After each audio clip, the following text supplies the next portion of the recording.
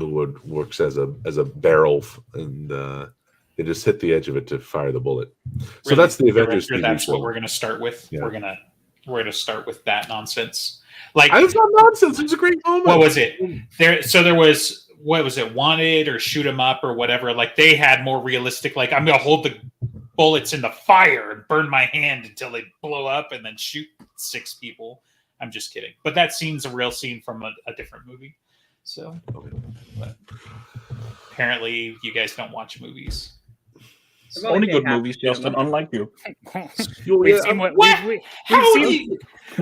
Benjamin's taste in movies are over the last 3 minutes. Right. So. Like, I'm like third worst at worst on picks of movies here. So, like, oh yeah, no, Andreas, you are the one constantly fighting against Ben for bad takes, not right.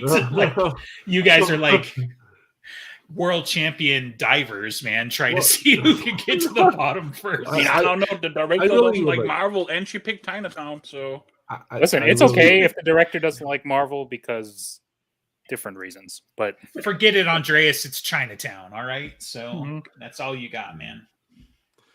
I would like to say I'm not.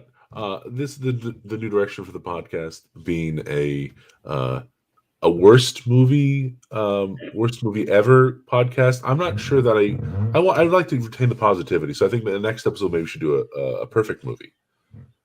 We are. Yeah, we're doing Godzilla '98. Perfect.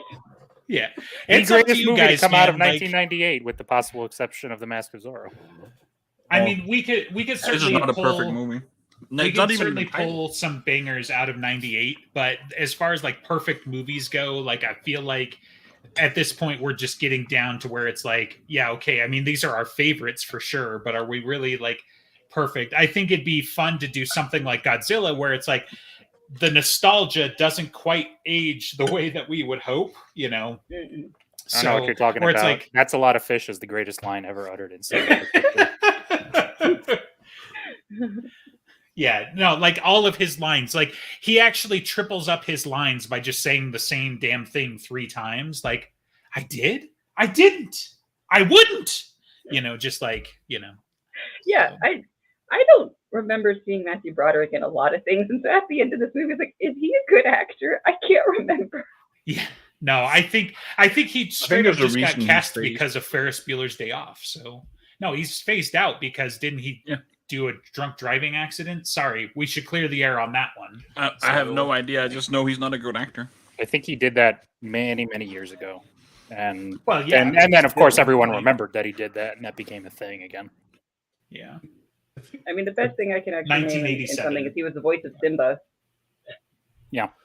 Okay, well, so that was before. He's not a good actor either. That doesn't necessarily. Aside from B movie, Matthew Broderick was in Ferris Bueller's Day Off. Yeah. Lion King, The Producers. If you don't include Mouse Hunt in this, you can be kicked off immediately.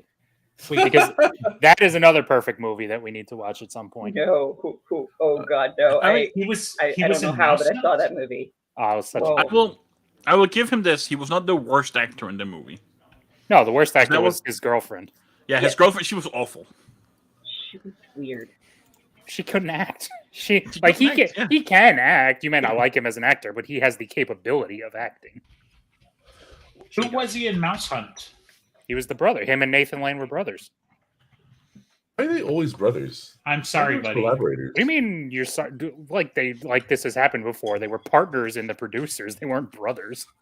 Well, you know. No. Mouse Hunt was somebody else. Yeah. Shit. Are you? Right. Yeah. Are you thinking like Stuart Little or something? Or but that was still Michael J. Fox, wasn't it? So okay. Well, yeah. I know. I'm like, we're both in Lion King. Also, I'm just saying. No. Yes, they were. Yeah. Well, we still need to watch Mouse Hunt. I mean that one hasn't aged poorly, other than maybe just the humor, and I'm not the right age for it. I still think Mouse Hunt's a pretty good movie. So all things. That mouse practically kills Christopher Walken. Yes. That movie. Yes, the one with Christopher Walken as the exterminator. Yes.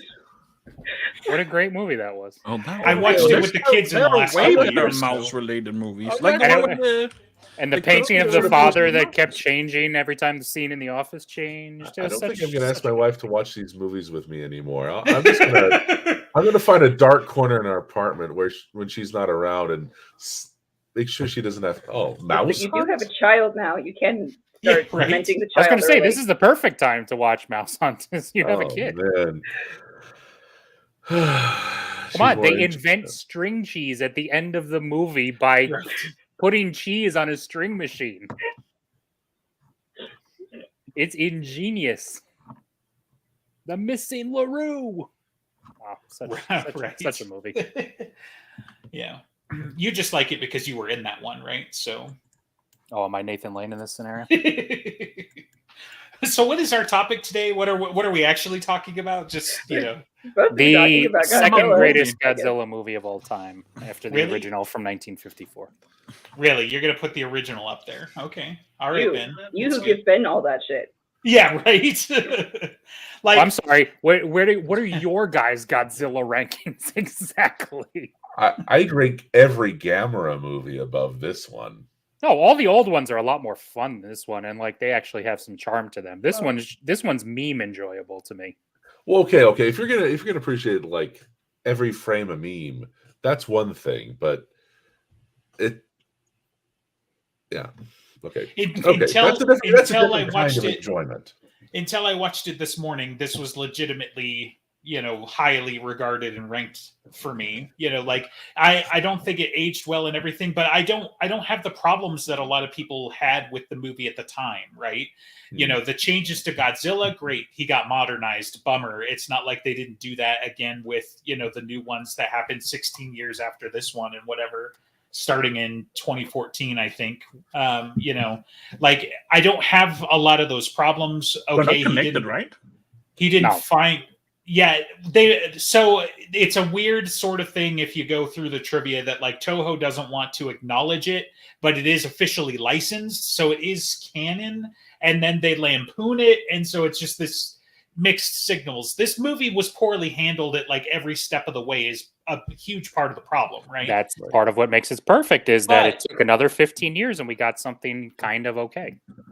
Yeah, kind of okay, right? But to me, like this was another kind of niche thing that I grew up on. Like I loved Godzilla. I had the toys. Every time you hear the Godzilla scream, it's as definitive as the Wilhelm scream, right? Like every little dinosaur toy that screams is that same fucking Godzilla scream, like 80, 90% of the time. And I was okay with a lot of it. Haunting. Right. Yes. Well, and the fun thing is when like there's electronic interference and it just like every time you turn on and off the lights and it goes off, but that's a different. I wonder if anybody ever transplanted a Godzilla Scream voice box into a Furby, because that seems like the kind of thing somebody should have done. Sure, why not? Yeah, that's rule like 83 on the internet. So, but yeah, like I think a lot of the stuff like that they seem to complain about with the from Japan anyways is that Godzilla is a character, which apparently I need to go rewatch where a lot of those characterizations are, right? And then the fact that they tried to make him an animal instead of some mythological creature, and whatever. But well, instead of having him some kind of personality or some kind of I would say the first Godzilla movie is the weird one where it's Godzilla represents this kind of existential nuclear horror for a post-nuclear Japanese population. Right? Right. No, literally, yeah, people were literally reverencing the bomb and had in awe about it. So that's in its own category. Barely 10 years after the fact. Right, exactly right. Not even 54, right? Mm-hmm. So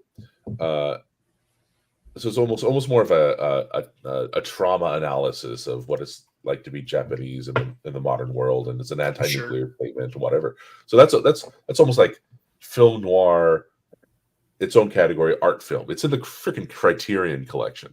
But the rest of the Godzilla movies, the charm of them is cool monster, stomps people, has personality, has some kind of fights for righteousness.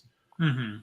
or well, because generally right. in a lot of the movies, like even though he's a destructive force, he's also like humanity's defender, right? He's Right. fighting all the other giant monsters, which makes him sort of the good guy. But I kind of liked that in the newer takes as well, with like, you know, King Kong versus Godzilla, right? Where it's like they both are kind of fighting for who's apex. And Right. you know, it's just like no, you know, they're just kind of like trampling everything in the way. You know, yeah, but you get that kind of defender of humanity type of thing bleeds through, whereas like this movie's missing that, but has all the anti-nuclear preachiness that you would expect out of a Godzilla film, in my opinion. You know, they just moved it to French Polynesia instead, or whatever. Yeah. So, but it's okay. It got us Leon the Professional, and he was amusing to me in this film still. I think that came out first, actually. Yeah, I thought that was first. But yeah. Was this before Leon? Yeah. Was it really? I don't know. Google it. I think Leon was 94. I was gonna say that. Yeah, that makes more sense. So Leon was 4 years before this. Yeah. Yeah, 1994. This movie. I was gonna say because Natalie Portman in a year and a half would be in a Star Wars movie, right? Which honestly got me thinking, like, what if he had been Qui-Gon? You know, where I was like, what French interesting. Qui-Gon? Yeah, right. Like, how badass would that have been? Like, you're gonna seriously put Jean Reno versus Liam Neeson, man. Like, you're gonna have your favorite, but are you really gonna tell me that wouldn't have been pretty cool? I don't know. I like Jean Reno a lot. It's not like it would have made the Phantom Menace worse, so it would have been fine with me. Yeah, they would have had to change Jar Jar Binks. Maybe he would have had like a Southern accent. Maybe he wouldn't have Cockney been there. Wouldn't that have been a revelation? Right? Yeah, this is George Lucas. Let's stay grounded in reality here a little bit, but yeah, somebody should have told him that. Well, and what, speaking of that, what's funny little tidbits that came out of that is like the tagline for this movie was like size does matter, and then they, for the Phantom Menace, their website, they were lampooning that. So they were like, plot does matter, which is also ironic because it was the Phantom I was going to say. You better be damn sure you actually have a good plot before you start throwing that around. Right. Yeah. I mean, it wasn't only Sith Deal and Absolutes. That's 2 more movies in the future. But, you know. I was going to say, and they had the built in, if they want to lampoon it, size matters not. You had fucking right. Empire from years before that you could have gone with. Yep. But no. I mean, the way it was a decent movie. I got a little bored halfway through. Was this your first time, or were you rewatching it? I've seen it before. Okay, I was just curious because I think the director and I were like kids when this came out, right? So we were like, "This is a childhood nostalgia pick, right?" As much as anything. I think I saw it when it came out for sure. I was like 10 or 11. Yeah, this is the first time I saw it. I think what this movie really taught us is that they really need to lean into putting disaster movies in big cities more. They just don't do it enough, you know. It's like you very rarely see New York get destroyed. It was cool. It was good to see. And there's no casualty. There's basically no casualties. A couple people blow up in helicopters, but true. We don't really see it. It looks like they make this big deal about we evacuated the city, and so every time a building which is a hit, lie. Nobody's there. When you're done, literally the scene I was watching before I came up because it was time was the Anchorage getting blown up by the Utah and the was it the Idaho, the Illinois, something, another one of those states. So they blew up a submarine, all hands lost. Like there are casualties in this. Yeah, but those aren't New Yorkers. They're non-entities. So any character where that like you like see their faces for like 3 seconds, those ones are going to survive. Any character that you have a moment of a connection to. Yeah, right. So everyone who does die is just like worse than red shirts. The French squad is pretty much the biggest connection we have. Yes. For people French, dead. all the Jean. But there's no civilians running this train going. Jean Philippe. Right. Jean Pierre. Are you're just? I think you're biased because Hank Azaria got stepped on but survived. Right. Well, and some of that though was part of the Bible or whatever you want to call it that was given by Toho to Roland that he also did completely disregarded. But like Godzilla's not supposed to kill people, right? Like that's apparently one of the things because of his whole like defender role. Like he's not supposed to be seen eating anybody or anything like that. Obviously, he eats the helicopter. Okay. Like this movie violates a lot of those tenets, but like that's I think that's just a truism for a Godzilla movie, right? Like go watch some of the recent ones. Which times did he eat people? I think the difference there is that a lot of their mega fights happen out, like because Godzilla versus King Kong was like one of the last ones that I saw that I can remember. Like some of their big fights happen literally out in the middle of the ocean where King Kong's getting his ass beat because he can't swim because he's a giant monkey. Ape. Right. But then they also have a fight in the Hollow Earth in, which is like Godzilla versus Kong was dude, it's awesome. Fucking movie. But then they do have their climactic battle like in Tokyo or something because they have to. So we've got the atomic axe and with the worst version of Mechagodzilla they've come up with in probably ever. Yeah. So the reason I was saying that wasn't out of some kind of wanting some kind of purity in the Godzilla movie. It's just every bit of destruction in New York had no tension for me. None. Right. Where are the Knicks going to play basketball now? How dare you? So Ben, you're absolutely right. Let's go ask Superman and Batman how that is. Like, it's a trope for superhero movies, right? Like we did drop 15 buildings, and that's not a problem until it's Batman v Superman, and then we need plot. We need to bring that in. That they dropped that building on all of Bruce Wayne's people, and that son of a bitch must pay. Dude, Man of Steel is hilarious. Man of Steel is a hilarious movie if you want to think about how poorly he handled everything in that movie. Right. Yeah. It's a good thing Superman doesn't kill anybody, including the time where their I-beams are going everywhere in the city and a building collapses on Bruce Wayne's throwing people. him back into a small dude, just all you have to do. It's funny, you can break that movie up into 3 sections of mass destruction, and the only one people ever reference at the end is the very final one of the mass destruction. They don't even reference the Kansas or the World Engine stuff. They only reference the Zod part at the very end. That thing is like millions of people died in that movie, and then he tries to be like, I don't know, it was like 10,000. It was fine. It was nothing. Right. It's just that one building for plot reasons. Sorry, Ben, we're getting a field from your point. So what I'm saying is there's no tension, and that's a huge problem in those movies too.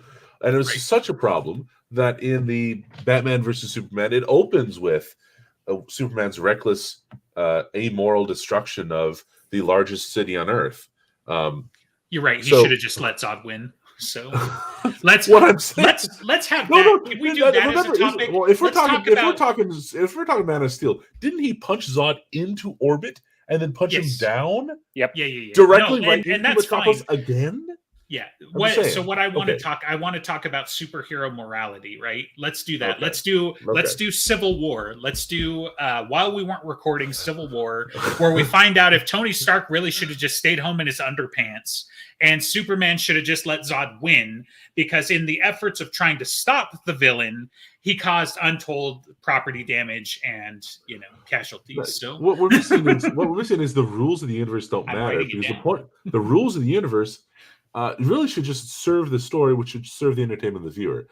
Sure. The dullness of the Godzilla 1998 movie was in that basically every action was kind of consequenceless and boring. Like, they didn't actually kill all the eggs. They didn't actually kill Godzilla with the rocket until Godzilla did die until the very, very end, right? Yeah. That was the only time that there was a death of the character we've seen more than 5 seconds. And the eggs, even if you want to watch it for the effects weren't good even in 1998, right? Well, don't tell childhood me that, but I agree now. So, it's not quite Yoda on a hovering carpet, but I think they did some really good. They did some really good work with those French people in there. Those held up pretty well. It was important to have the representation. So the puppets worked. Whenever they had puppets, those worked. A bit hokey, but they worked. I'll give them credit for that. But until you have the Velociraptor squad show up, the monster action was kind of boring. the cool part about Godzilla was before you saw Godzilla. And there's Matthew Broderick goes, "Oh, where's the thing? Oh, I'm standing in it. Wow, did you notice?" That's kind of fun. That's kind of fun. It's kind of silly, even though it's jumping around all the place. But then 20 minutes in, you see Godzilla, and you're just constantly seeing Godzilla, and there's no consequence anyway. I disagree with that just because to me those scenes represent the fact that Godzilla is not just a big dumb creature. He's cunning. He's a she really, whatever you want to say. It, because they talk about the fact that it's reproducing asexual. They call it a he, but it lays eggs. So anyway, Godzilla 98, ahead of its time, very woke film. Nobody's ever heard of troglodytes and all of that nonsense, but troglodytes reproduce asexually. Just to get back to, well, they switch genders, don't they? That's like one of their main things is that they can. Anyway, so the Jurassic Park. You're talking chill out for just a second, so I can make a point that I've been trying to make for 5 minutes, which is that the reason why the egg survives is because they planned this as a trilogy. It just didn't get made because the movie was bad. So, what are you saying? I'm saying that the reason why the egg survives and there's quote unquote no consequences because apparently it was supposed to go to Australia next. I don't know why that was a thing, but that's where all the things that want to kill you live. Yeah, right. So why not? A Godzilla is just the next. Imagine Godzilla raised and bred on native creatures that wanted to kill you anyway. Yeah, it's really makes a lot more sense for it to have started in French Polynesia and then go to Australia. That makes a lot more sense than it went almost entirely around the globe to get to New York. Right. What the fuck? Yeah. What instinct would drive it there if it's an animal? Yeah, there's a lot of I straight up Amber and I had that conversation. I was like straight up like, wait, so did it go through Africa? Because I got the impression that it was in like Somalia or something, but then like they showed the map and it did look like it went through Panama. So it's like, okay, but he got caught in a rip current and just went.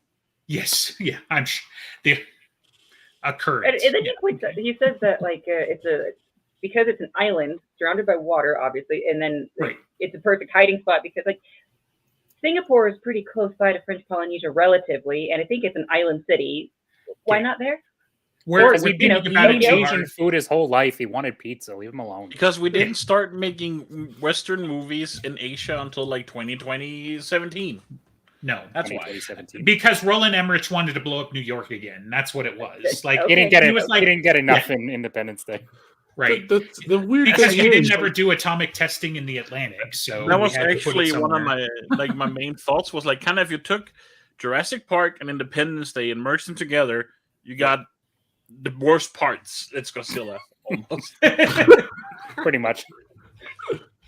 Oh my goodness, that's so beautiful. Yes, that's exactly right. Pretty fun. Well, it seems like you could have fixed a couple of these issues. You could have kept French Polynesia. You could have kept... No, we don't need that. Well, okay. You don't need the French people, but you could have kept, it starts in the Pacific. That way you have the Japanese guy saying Gojira for the meme, right? Or you could just have a Japanese steamer in the Atlantic. What is the point of the flame? To get his attention. Is that it? It's just, okay. No, it's so that the audience could be like, oh my god, it's the fire-breathing lizard, and then he never breathes fire throughout the entire movie. Go full alligators in the sewers of New York meme. And just have the eggs, Godzilla eggs, the mutated eggs, get shipped to New York because New York has a harbor, and just have them shipped to New York and just have them hatch in New York or in the harbor or the bay around New York. Right? Long Island, where there's a nuclear reactor. Jeez, there we go. But if you wanted to keep the French Pacific thing, but you could just do it in. There you go. And Japanese people get around the world. Just have the old Japanese dude. They're all over the place. Hold on. Do you mean to tell me Japanese people have mastered flight? No, forget it, man. It's Japantown. So that's what Ben's point is. They do have ships and they cross oceans. I thought we dropped bombs to prevent this. What are you talking about? Holy cow! Yeah. Whoa, that's too spicy for me, sir. No, thank you. You brought it up. What? No, I'm just saying. If you want the Japanese guy saying Gojira, you can do that. You don't need to have him. You don't need to have it set in the Pacific. I'm telling you, you just want to get rid of all the foreign people. You don't want the French. You don't want the Japanese. Who can be in You He's want to get rid of the in French. California. He's like 40% Japanese already. Like I was gonna you know. say, like, didn't you try and Oh, cancel I the can't believe- Japanese like 80 years ago already? Oh Come my on, gosh. No, that's not what And I. and for the definitely record, not they doing that. wound up in southern Utah anyway. So like but not the So, French. They knew better. no, yeah. I mean, yeah. So- Okay, this is getting weird, and I'm not going to pile on that. So we're going Yeah, to pivot over here. Thank you. So anyway, Godzilla, great. I love the scenes with the military stuff because this movie in particular is exactly what I'm thinking during Deadbeat, when he's riding his T-Rex down Chicago streets. Get out of the way, fools! And they're trampling Humvees and shit. It's this movie that fuels that Yeah, imagination. for did me, did so. Justin get the idea with the marbles with the tipping over the gumballs? No, he Right. got it from Looney Oh, Tunes. that was- Didn't you read the book? Like, That was comical. It was comical, but unfunny. I did like that voice. Like some of the babies running around and not knowing how to move yet. That was kind of fun. I don't know. It worked, so it was tactical. they're like minutes old, guys. Like, you're making fun of literally like infants. I Like, know. I'm sorry. What is They the other got big reason heads to- and little arms. What is the other reason to have children if not to feel better about yourself by making fun of something that can't handle life? I'm so happy you don't have kids that we're aware of. Like, holy cow. I So, don't have them that I'm aware look, man, kids do stupid shit, but mostly because they don't know any better and you didn't Yeah. teach them any And it's better. Not hilarious. because they're actually dumb. And, Like- and the other half of the time that they do stupid stuff, it's because they're copying you. Yes, right? Like, hold on. Why don't you go format your hard drive on your computer and then make fun of your computer for being so useless and stupid because it doesn't have any information? It can't even connect to the internet. Ha ha ha ha. Like, Yeah, what that's the- why it's endearing to laugh at them. And then they grow up and they become, Republicans, Asshole and then you go like, parents, too. "Oh, we should have stopped this." So, Okay. so you're succeeding at your part of the crusade then. So So, what was your guys' favorite character, and why was it O'Neill? O'Neill, I'm still partial to Jean-Claude. Was- Jean-Luc. Yeah. Was Jean- O'Neill whatever the his Yeah. name is. second guy? Police. Who's Jean-Philippe. the O'Neill? Who's O'Neill? it's that The major- general.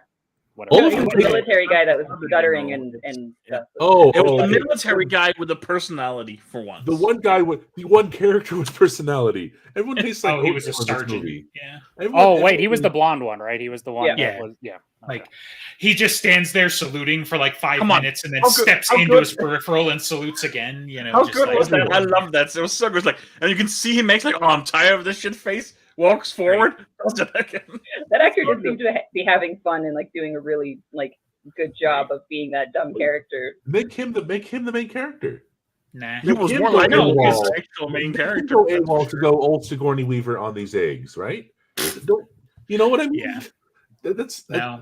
No, you the- need someone who's unqualified, a la Sigourney Weaver. That's why. Jean Reno is Sigourney Weaver. What are we having a problem with? No, It he's started- saying- it's a he's French saying Matthew problem, and the Broderick- French fix it. No, Matthew Broderick is Sigourney Weaver in this scenario because he's not a military person. Because he's the civilian. All right. So Jean Reno is more like Hicks then. Sure. Which makes sense because we got Colonel Hicks in this movie too. So It's magic. It lines up. yeah.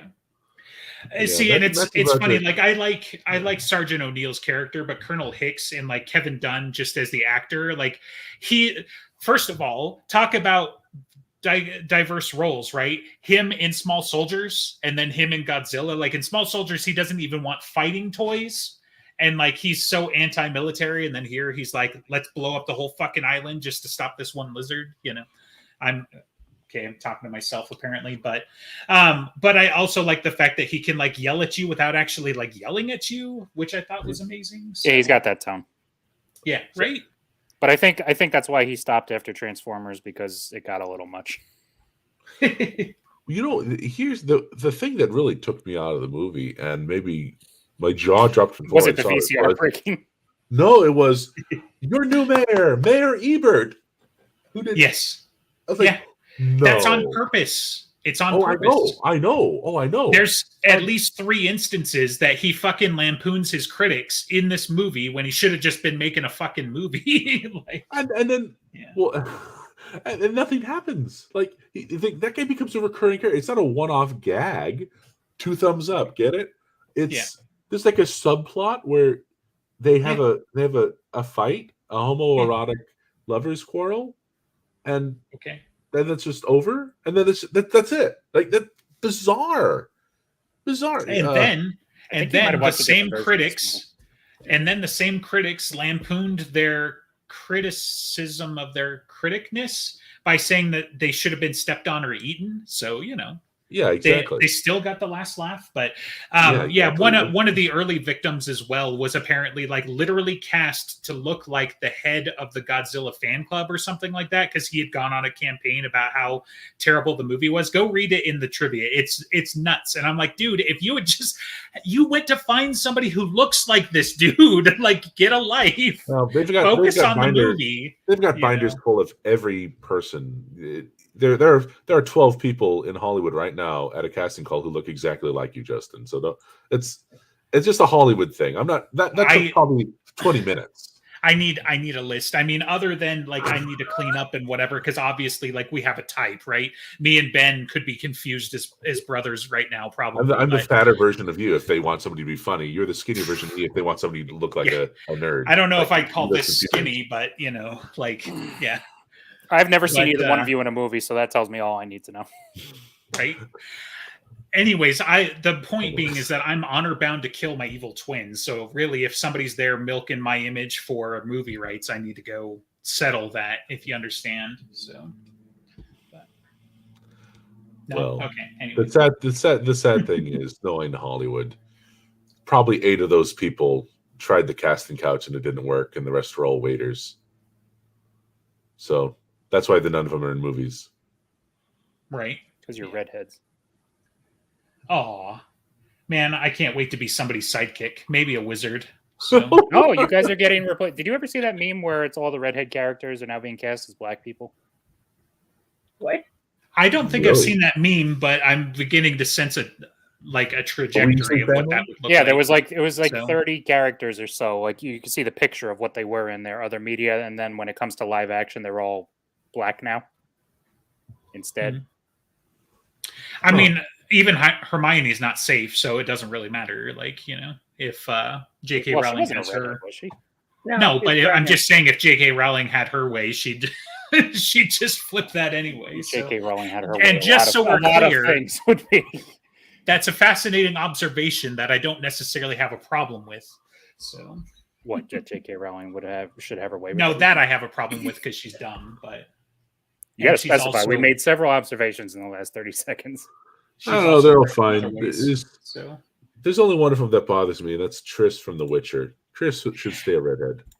Yeah. Well, the problem is, it's like when you've got your defining characteristics, like what's even the point of bringing in the character if you're going to change everything about them, right? Like, I don't know.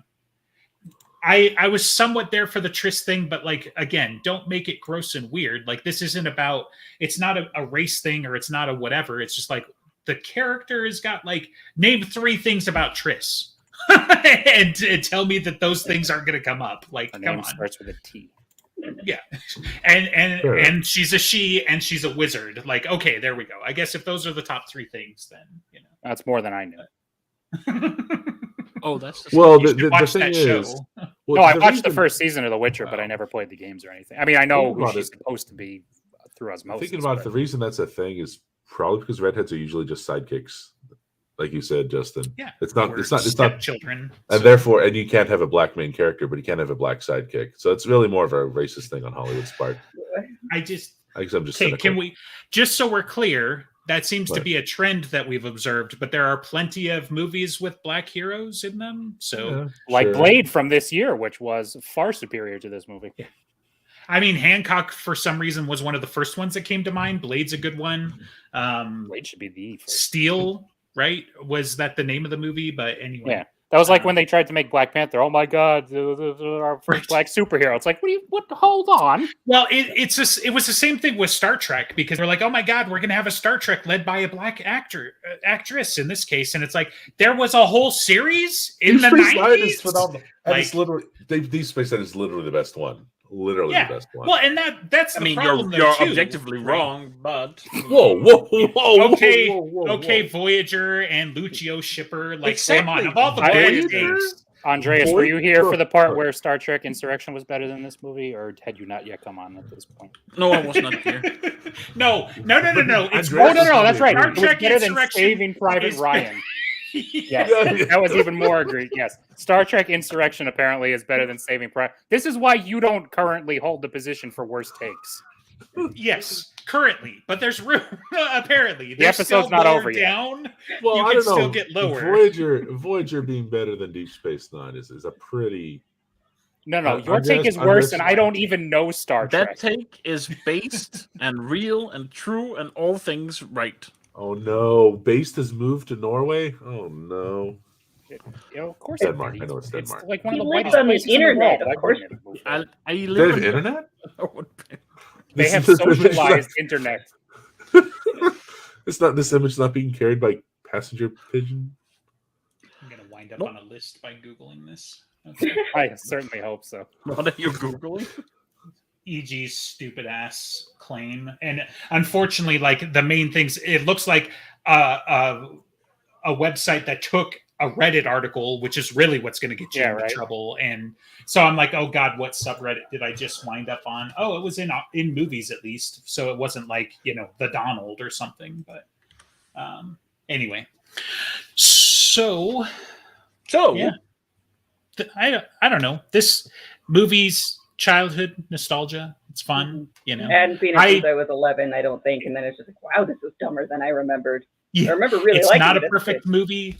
I still don't think it's as bad as people say, right? Like we've certainly talked about worse movies, and there are plenty of worse movies that came out in '98. But I would say like the good things about the movie is like I would say it's mostly well cast. Like if most of the actors are pretty good, and they didn't have great things to work with, but the actors were good, except like the two main point of views kind of that we follow around are not that great. But yeah, I mean, I like the mayor. He was kind of funny. The interaction with the sidekick was kind of funny. The general was pretty cool. We've seen him in tons of stuff. He's like a what would I call a working actor, like one of those guys you see in a lot of movies. I don't remember his name. Kevin Dunn. Yeah. Oh yes. The very over the top New York cameraman was pretty funny. Right. Yeah. Hank Azaria, like Simpsons, like the whole thing. Like it's like there's three cast from the Simpsons, but it's like 80% of the characters, right? So because he also does Moe, and like reading his credits are always hilarious because it's like I didn't recognize. 25. See, I didn't recognize him. I would not have recognized him as a Simpsons actor, just because of course he doesn't look like any of his characters. But he's such a he does all the impressionism stuff. But the one that just pulled me out of the movie was Mr. Smithers. Evil Mr. Smithers is in this movie. Yeah, right. That's the voice of Mr. Smithers, and it just every time I don't know. Was that Cayman the reporter bad guy, right? Harry Shearer. It made no sense to me. Yes, he's Ned Flanders and Principal Skinner and Kent Brockman, the replacement, I'm guessing. But, like... It made no sense to me that it wasn't until that scene, that was the first scene he'd ever asked her to sleep with him, and he's such a sleazebag, and she's been there for 3 years. Right. Like, this must have happened before. It's like the whole section, especially with the girlfriend and her dumb journalism, it was like, we're going to have a girl, something cameras, and then like put it through a trope simulator of what are we going to get at. And that's what we got. So welcome to movies in the 90s, when we were still waking up, because now we've got woke movies where, anyway, it's a joke. It's a joke. Please don't cancel me. So They're canceled, late, Justin. but- Like they're on their way right now. They're gonna Finally. They're Like, gonna how many ask times you- did it take? Is I've got, that like, is that why you've moved 12 Yeah, times? the last luckily six he months? keeps moving and can't find his location. Yep. They're A gonna knock brick's gonna come through my window anytime now, but it's Right. okay though because I'm a good lawyer. So He's in cancel Whitsick. They're gonna hold up their little sign where it says GIF, and you're supposed to say if it's GIF or not. French Secret Service are gonna break my legs over this one. So Right now, there's somebody on 4chan looking at the light streaming through your window and trying to determine. Right. Why do you think I keep my angle of the blinds shadows, closed? You know, like the angle of the shadows, and Yeah. clearly where you must be on the North American continent.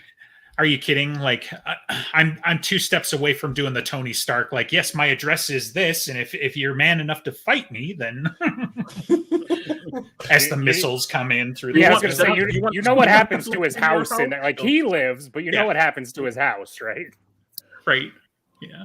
I hope you Fortunately, he get your rents, back. so it's not a big deal. Yeah. To justify. I also don't have Justin's, power armor, so See? You are renting though, It's Justin. So I mean, how bad could it be?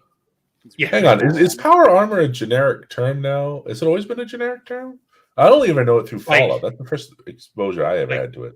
Like robot, like Power I- armor. isn't it? well, yeah, I know. I'm It's just based- trying to think because, like, you've got Starship Troopers, right? Would arguably be an Close. earlier reference. So I don't remember if they Or called it power armor Warhammer. there. Warhammer so- 40K does it. Yeah, I only ever counted power armor through the Fallout franchise, Fallout 1 and 2. because in Fallout that's all they refer to it as. Like, obviously they've got model numbers and whatever, whereas like Sure. in a lot of the other stuff you've got, like Warhammer's another pretty good one where they just call it power armor. But Well, yeah, it was just called power armor in the initial Fallout 1 and 2, and then they had advanced Right. power armor Mark 2, hardened power armor. But power armor is just power armor. Give you +4 strength when the max is 10. That's a pretty big buff. right. Pretty big buff. Yeah. Fallout 2 I is didn't worth play the original stuff, but yeah. Fallout so- 2 is phenomenal. Highly recommend I it. hear that. Fallout 1 2. Yeah. If do you like New Vegas better than any others? I haven't played New Vegas. Ooh. I'm not even sure what you would call me, but I liked Fallout 4 and I couldn't get into 3, and so all the Fallout fans hate me now. But Try I'm New okay Vegas. repping. So I'm if okay you like- repping my first faction. So You just gotta play. Oh, that's 76 that's and why I was have a thinking good Fallout. opinion on that. Yeah. Then they'll hate you. yeah, Brotherhood Well, of Steel, okay. man. Like I did not get everybody's hate for the xenophobia and all of that nonsense for the Brotherhood of Steel, which honestly, so like we've talked about numerous times, right? The Brotherhood of Steel helped me codify my, humans versus aliens morality, right? I grew up on Star Trek first, so that's always going to be there. I'm good with aliens, but when you start eating people, you've crossed the line.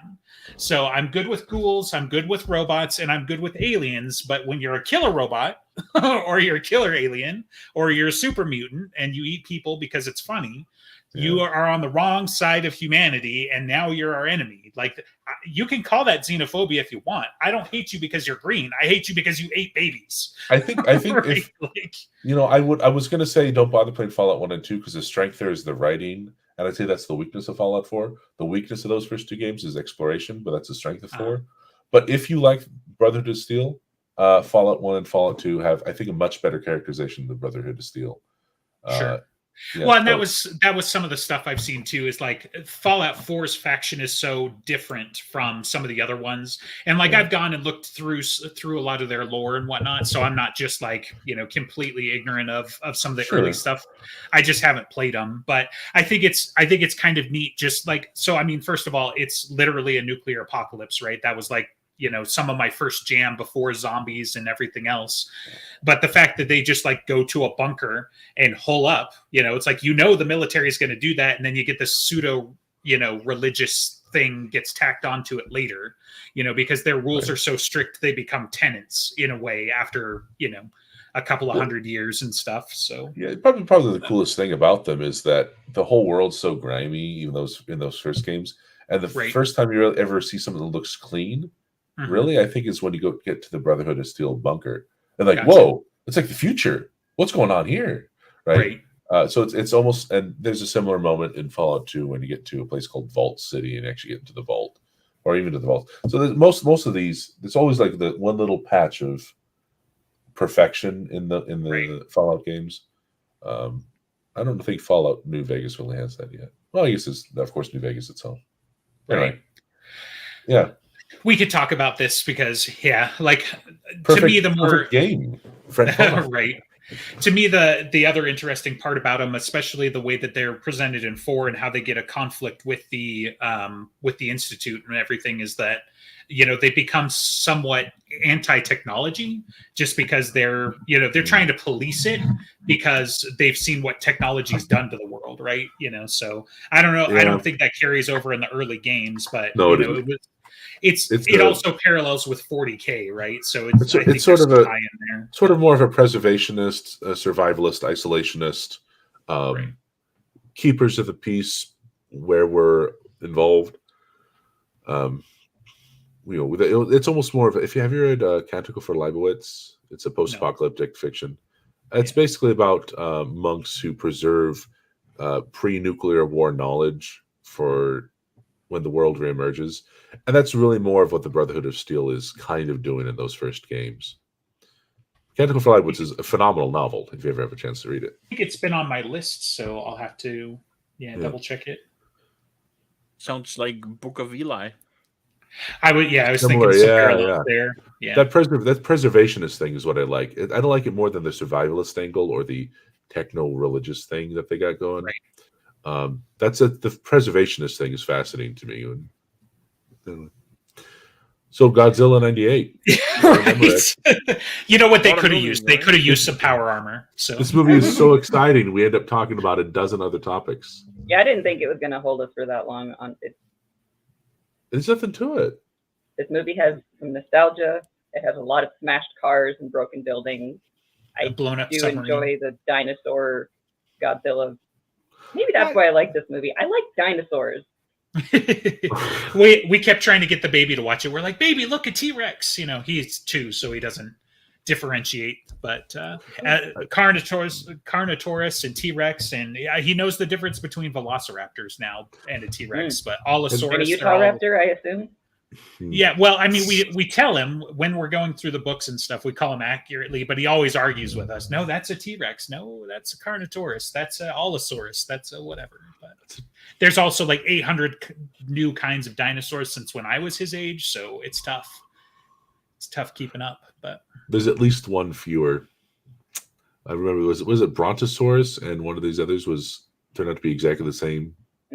Well, there was a lot of that because like Triceratops is also kind of like there's so many other sub variations now that it's just like that doesn't narrow it down enough, right? Because it's like, okay, 3 horns, great, that that doesn't do much for us. So, but like all of the large herbivores and stuff, because they had like Apatosaurus and Brontosaurus and. Anyway, well, I know too many. What do you guys think about Pacific Rim? The first one. I never saw. I like big monsters, and I like big robots punching big monsters. It's a way better that kind of movie than Godzilla. That's for sure. Well, I think the key difference I think is personality, even more than just having like a clear personality, like a righteous, the defender of Earth versus the big monsters. Kind of do that mecha big monster movie kind of thing. It's basically Guillermo del Toro's Evangelion. Yeah. So it's all personality, basic premise anyway. Well, the fact that Pacific Rim actually gets you past punch big monster, right? Which is fine. Right. There's a place for punch big monster movies, but he actually builds world also. Right. Like we have giant wall because one time we nuked a city and that was bad. Okay. And so now we've got all of the nuke power, but in punch, we can punch nuclear weapons now, which is much safer for big city. I like that you're saying it in words of one syllable because that's kind of what that movie is to me, and it's fine. It's not trying to be super science stuff, and I think the Roland Emmerich take it tends to be a little bit heavier on the cool science stuff that he gets wrong. Yeah, and he gets wrong, and that's the problem. Cool pseudoscience, right? Cool pseudoscience, earthworms are 17% bigger, which explains how we got this tiny lizard to be big as building. Yeah, 17% is like that might be interesting, but that's not enough to cares? Yeah. I've got a dog lizard now instead of a tiny lizard, right? Like that scale. But what was your other favorite from 2012 you were lampooning because you hadn't seen the the movie? neutrinos? Yes, the neutrinos have mutated. Oh, yes, that's what subatomic particles do. Yeah.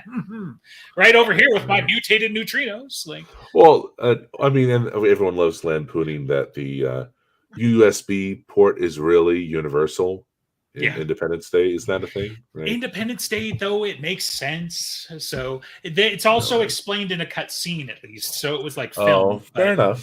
But yeah, so like I'll draw the line at Independence Day because literally the technology is supposed to be based off of the Roswell crash, right?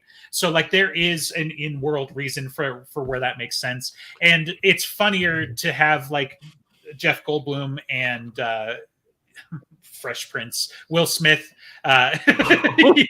like talking back and forth, not to mention the fact like, this is a complete aside, but he's got like a National Geographic thing where he's doing travel stuff now, and it's called Welcome to Earth, which I think is hilarious. But so anyway,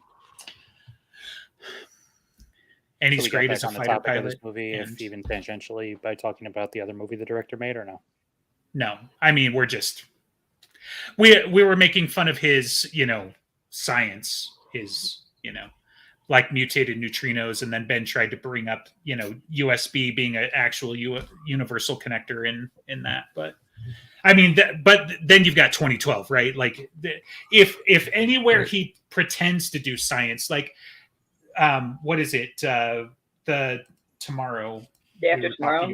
The Day After Tomorrow, like at the time as a kid, maybe, when but like the whole think about it, it's okay. I will just the whole accept tsunamis and super ice storms, like there are science words in it, and then and then 2012 is like, what if the continents tipped over? And it's like, that's not how anything works. So because yes, that would be bad. You watched the preview for Inception, and he's like, holy shit, you can move things like that? Awesome.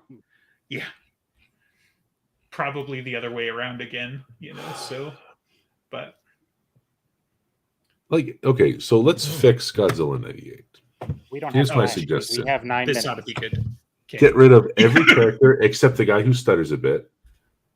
Combine the mayor There's a lot of with other the general. characters that were pretty good. Yeah, just not combine the the mayor main with the general. characters. Combine Matthew Broderick and the reporter and the camera guy and everybody into that. So make him just the worst character.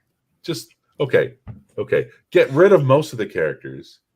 Fire the Simpsons cast, and have just the stuttering guy as the Matthew Broderick, and have the mayor Ebert or whatever replace him with the general or the guy up top who's a meathead.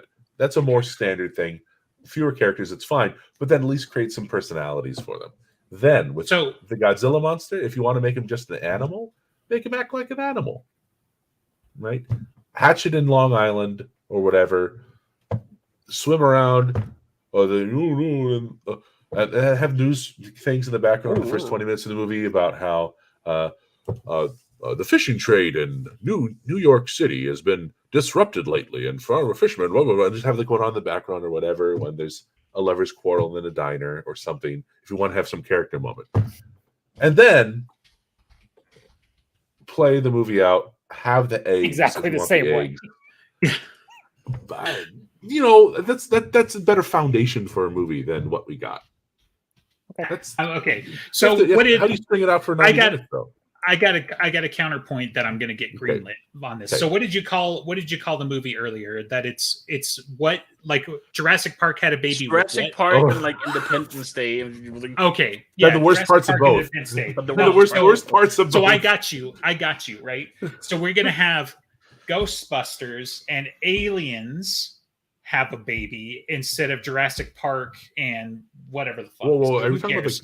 Hank Azaria stays as written. Hank Azaria almost getting stepped on. I'm gonna follow him. You can follow me or not. Just he's one of my favorite characters. So he stays. We got to have his shit take somewhere, right? I can't be good all the time.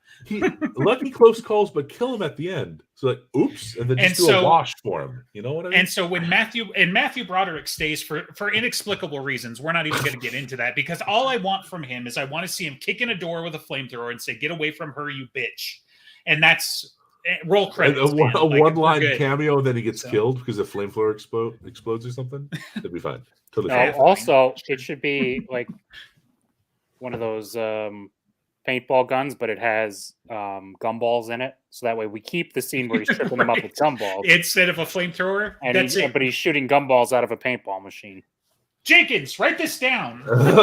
You know what? Some of these moments would have worked so much better if at least there was some setup, but some of them were just instant. Like, yeah, show the gumballs and I don't know. Show somebody tripping on something. It's called an attack of opportunity, my dude. It's called using your environment. It's a tactical advantage. They're babies. They got giant heads and no balance. Gumballs is the perfect weapon to take out. You're ignoring the entire subtext theme that was going on with the French people about how they couldn't get a good cup of coffee. I mean, there was that was actually pretty fun. It was pretty funny. Half the movie in a hotel room eating food and complaining about it. No croissants? No, sorry. Yes. Called it French roast. French roast. It says French roast, doesn't it? And then at the end, I think I need a coffee. Oh man. Speaking of big monsters. So yes, the French team stays, but instead they come in a dropship from the Sulaco. So because the French are advanced. We're taking all of the Japanese advancement for the mechas and stuff, and we're moving it to France because we like Jean Reno. So not for any reasons, but just because I want him to be in there. The Eiffel Tower he can tell somebody to wake up swinging the Arc de Triomphe as a mallet and smashing it. Right. Instead of the Chrysler building, they destroy the Eiffel Tower. The Eiffel Tower, inexplicably, just like... No. The Eiffel Tower shoots up into a giant rocket to kill Godzilla at the end. Because that's what it was really built for. Nikola Tesla hid within. Godzilla uses his atomic breath and accidentally melts. What people want for Dresden Files. The Statue of Liberty was a gift from France. They planted a mech here all those years ago. and it comes at the end, and it comes rising out of New York Harbor. Eventually. It comes rising out of the Battery Harbor, and it's just like it's ready to go. That's fantastic. We've made so this anyway. It's better. I like Star Spangled Banner shield as well. Well, I thank you for mentioning that, because I did straight up tell the wife, like, where the hell is like Captain America and Iron Man during this? Like, are they somewhere else dealing with some other threats? So that we're in their hometown. This seems like one of them should have responded. So wait, is that a thing that happened in one of the Spider-Man movies or something that I didn't see? What do you? Maybe? Which part? Oh, that's the Statue of the Liberty Godzilla thing? Attack. That. Oh no! I thought like, for some reason I thought you were talking MCU content. Well, in the latest Spider-Man, they're replacing part of the Statue of Liberty with Captain America's shield because that's what they think people would do. What? Which, like I think they even acknowledged, like they just kind of wanted to do it, and it probably doesn't. Which would have been fine if the Statue of Liberty came to life and hit something with it, but it doesn't happen. But the shield does come off, so it gives people an out for next time. But some of the stuff that I do like post the blip and everything, where the Marvel has died stuff, is that they actually show people carrying on in the impact of that. So in Hawkeye, you get the whole musical number, which I think is hilarious. By the way, it's so good. It's so badly good, like you can completely see it. I mean, it's just the music. Okay, it's bad. I get it, but the music actually kind of holds up. It's a pretty good number. They even finished the series with it, right? So because they do like a full 5-minute song. Yeah. So I love the comedy of him sitting there, and it's really like when Ant-Man's there, and she's like, "The guy wasn't even there." Right. Yeah. So good. And the inexplicable changes because which. Like some of that stuff will take you through a black hole, right? Because Ant-Man should have been there because he is like a charter member Avenger practically, and then he wasn't. So we're going to make fun of ourselves not putting him in by putting him back in. And anyway, so it's good. It's fun. How many superhero movies involve the Statue of Liberty? Like, isn't that the whole thing in the first X-Men movie? Yeah. Right. Want to know what happens when a toad gets struck by lightning? the same thing. That Like, happens to everything some else. motherfuckers are always trying to ice skate uphill of the X-Men movies, right? Like, So what you're saying is an absolutely perfect line that should be right, that quoted needs to be in in every movie. Yeah, that's what we needed. And so, where would you have put some motherfuckers in this movie? Where would you have put that line? So, The gumballs. Maybe when he's standing there filming and the foot come down and he doesn't die. Godzilla says the line. Dang, Man, some motherfuckers. Look at this little guy down here. No, you know what? We subvert it. We do it in like the early part where Matthew Broderick's out in the rain, like looking for worms, and they're sitting in the van all dry, and they're just looking at him like some motherfuckers are always trying to ice skate. Yeah. I want Jean Reno to say it somewhere. Like, what if the passcode? He says it in French, though. Yes. What if exactly. it's Jean Reno's passcode to get past the military checkpoint? Yeah. What's the passphrase? Some motherfuckers. All right, you're through. When he speaks in an American accent, you know what? It's with the coffee gag, so you combine the 2 grade points. Where it's like he tries to get this good cup of coffee, and he's just muttering to himself like some motherfuckers are always trying. What's the bubblegum for? Some motherfuckers are always trying to ice skate uphill. Makes us look more American. Okay. Right. Oh. Do you know what happens to a giant lizard when it's struck with missiles? Same thing that happens to everything. I'm just saying, by the way, for fucking basically the CIA of France, they're really bad at like when they're trying to blend in. Like it's really bad. They don't have any training in trying to be any other nationality. I'm sorry, did it work? Yeah, again, like the gumballs. But that's just because the plot demanded it. It was like really bad. I would like to remind you of this when other things come up that you like. I'm going to quote you on that. I'm gonna bring up something that I explained to the kids when we were watching this movie, and Hank Azaria got stepped on. Right?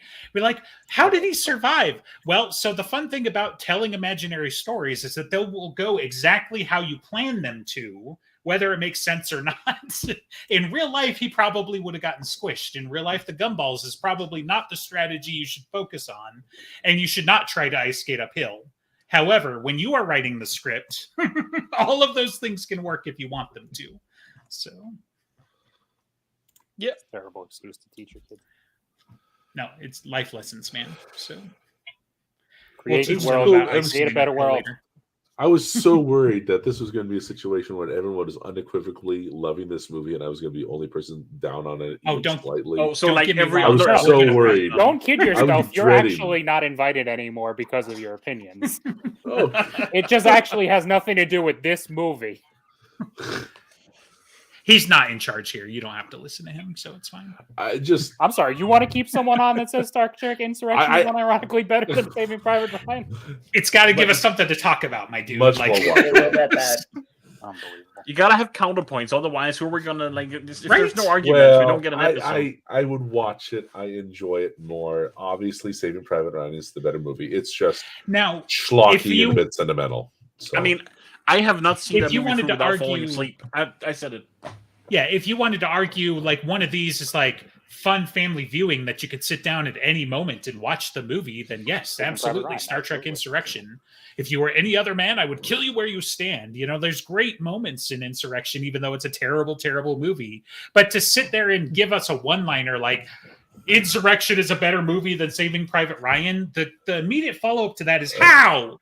How is it possibly? Like I prefer science fiction. I love, like all the actors. I love the material, but still Saving Private Ryan is much better in so many other ways. So. Oh, we could watch Pearl Harbor. That's a terrible movie. Ooh, no. Yeah. And long. Let's just not have to do like which of these are the worst horror or war movies, so. I'm pretty sure Pearl Harbor's up there. It's got to be top. Oh, yeah. You guys want to do a good... that's a good war movie. That's a good war movie. 1917 was a good movie. Oh, God. So are we going with Tora, or are you going back further than that? Like, do we watch something with the Zulu in it? Quiet on the Western Front. The pre-code version. No. Yeah. Like what qualifies as a war movie for you? Is it like, the for him, it's probably... Zulu No, for him, it's probably Bridge Over the River Kwai. What about... Gunga Din. Lawrence of Arabia, does that qualify? Like, I think in terms of a traditional, it counts as a war movie, but it's not like In terms of traditional war movie, I'd actually say my favorite, the most watchable, would be Patton.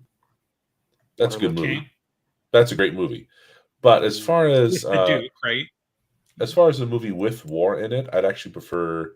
Kubrick had a court-martial film called Paths of Glory, and I would say, well, actually, this is interesting. Esquire on this list mentions Pan's Labyrinth. I'd say Pan's Labyrinth is probably. I mean, if our only qualification for a movie has war in it, then give me Empire Strikes Back. Oh yeah, no, well, the best one's the first Avenger. Historical war. All those classic. It was a long time ago in a galaxy far, far away. That's as historical as you get. Yeah, all those classic war movies like Pan's Labyrinth and Bedknobs and Broomsticks, and Wait, Bedknobs and Broomsticks has war in it? Like Pan's Labyrinth, like Pan's. It's tangential, is what I'm saying. Like it's a setting, but that is not what any movie where the kids get relocated from London out to the hills suddenly. Chronicles of Narnia, like, the Lion Witch and the Wardrobe is a war movie. Give me a break, dude. Okay. Well, that's why you said a traditional war movie. Okay. So, not only is it a really bad movie, it's certainly not one of the best war-related movies. Whoa, so Pan's Labyrinth? No, Chronicles of Narnia. Chronicles of Narnia is a terrible movie. So don't get so excited about it, Ben. That's poop. I thought it was hilarious that if that's what we're saying, we can say that. No, I wouldn't actually. I think in terms of a traditional war movie, Patton is probably the best one. I think it's better than a lot of those. Titanic's a great war movie. They fought against stupidity, the ice, true love. Anyway. I mean, everything was against them. Titanic is World War III. The Titanic. I would probably unironically watch that movie. Have you ever seen Stalag 17? A World War III version of Titanic. Titanic, yeah, it's you and me versus the world, and they're like, do the commando scene where they're all like 15 guns and 25 grenades. And no, it's not. It's some utterly ridiculous premise that requires them to drag the Titanic up from its murky depths in order to recreate it to fight in World War III because its technology was so unadvanced and yet advanced for the time that like it can't be EMP'd or something. No, this is better. Jack has the shards of Narsil, right? So he's got to get them forged, and then the Titanic could be like, "You oath breakers," and he just draws the sword, like, and then they raise the ghost ship because it's literally a ghost ship, So and he reforges it out of a broken piece of the propeller that killed that guy when he fell on it. Right. Yeah. It's like ghosts versus aliens instead of like cowboys versus aliens and robots versus aliens and monsters versus aliens. Now we got ghosts versus aliens.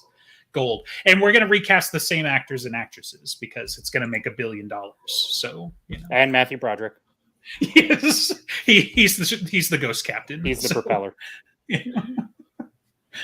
I don't trust this link. Whatever. Did we just be done? We could have been done 7 minutes ago, but you wanted to keep talking. I was looking at an article. You're the one that brought in the Titanic. I would never. As long as we're not talking about Godzilla in '98, I don't think I will ever watch this movie again. I am glad for people who like it. You're going to deprive your child of a wonderful film. I will deprive my child of many things, including and Bone Tomahawk. My child will not watch Bone Tomahawk. Well, as a child, you'll wait till they're like a as a 7-year-old. All right, fine. Yes, right. Or Brawl on Cell Block 99. Which, Justin, you should watch both of those movies. Yeah, so Bone Tomahawk, I think, is still on my list. It's just like there's movies that I can watch with the kids. Then there's a subset of movies that watch. Yeah, there's a subset of movies that the wife will watch with me, and then way down here is stuff like The Expanse that I like to watch, but only by myself. So, I have to carve time. You couldn't get her into watching The Expanse? Damn, what a pity. Part of it was I started it when I was by myself in Florida. So I was that was just one of the things that I did, after work when I was I am in a strange state on the wrong side of the country. What else is there to do? But, is anyone ever really truly by themselves in Florida? I don't think so. I mean, there's a gator somewhere close by. There's a meth head outside your window at some point. When does The Expanse? When does The Expanse get good? I didn't want to bomb the series because. Are you trying to fight, or are you asking for an honest? No, opinion? I literally we watched the first episode. I think we got all the way through it. You thought, I don't think I really want to watch the rest. I don't know. I never bothered watching it. For me, the first episode. For most people, around 3 or 4. Yeah, Right. I would Really? say Okay. if you can get through 4 and you're still not happy, stop. Okay. Yeah, I like the ideas, but it's kind of dreary. What happens in 4? Is that where they get the Rossi, or does that happen later still? I think that's when they leave the Donager. Okay, I'll give it a shot. I don't think my wife wants to watch it. So the thing about season 1 is that it's a noir detective story. Okay, and basically the crew that we come to know and love for all of the future seasons, they're mostly running around trying not to get squished the entire time. It doesn't seem apparent, but when you go back and look at it in hindsight, you basically, they're literally nobody on an ice hauler that gets blown up. And then they're literally on, like they're stowaways / survivors on a capital class, like dreadnought ship of the main government, the second main government that gets blown up. And then, like it just continues on that they're basically just running for their lives. And then along the way, you have literally a straight up noir detective story along the way. If you can't get into that, I don't know. So, yeah. If you like Dresden, I mean, come on. Sure. At least you'll like the Thomas Jane parts because he's the noir detective. I got that. That. Okay. Yeah, in my opinion, he carries the first season easily. If it spices it up for you, it's all based on a role-playing game they played. Right. It's very character-driven, in my opinion, and it's also very, like, it's a hard science. There's basically 2 kind of gimmies where they have, they basically have a fusion drive that they call the Epstein drive, unfortunate naming in hindsight, and then they have the juice, so. Right. But like they all. Is this one of those shows where they didn't know how it was going to end when they started, or did they have a plan? They have a plan. They knew how it was going to end. They've only filmed what's actually been written, right? So like every season is based on the book of that they're the book authors are heavily involved in the show. And they stayed to some people's dislike director Alex. They stayed very true to the book. Right. Yeah. I mean, the show stops in the middle of the story because there's more story. Well, you know what? If it is based on a book, maybe we'll just read the book. I have the first one. I have to enjoy myself anyway. Yeah, so far it's. I mean, I haven't made it very far in, but it's still pretty. So if they make it to a season 8, don't watch it. Run. Run. Yeah. Is this sort of thing where I have it on the background and don't have to pay attention? No. No. Okay. Yeah, I'll read the book then. Like you would think that, and then you're gonna find out in season 3, like, oh shit, I probably should have paid attention to that. Like they'll call back to it and stuff, but I feel like it's more rewarding if you watch it with intent. Sure, fair enough. All right. Godzilla 98. We did it. Yay! We talked about everything, but we talked about that. We got like half an hour of Godzilla and 40 minutes of other things. I gotta be honest. If somebody actually watches this episode, I don't think they're going to be able to count half an hour. We didn't even have anybody in the chat. We had one person. Oh yeah, one guy. Yeah.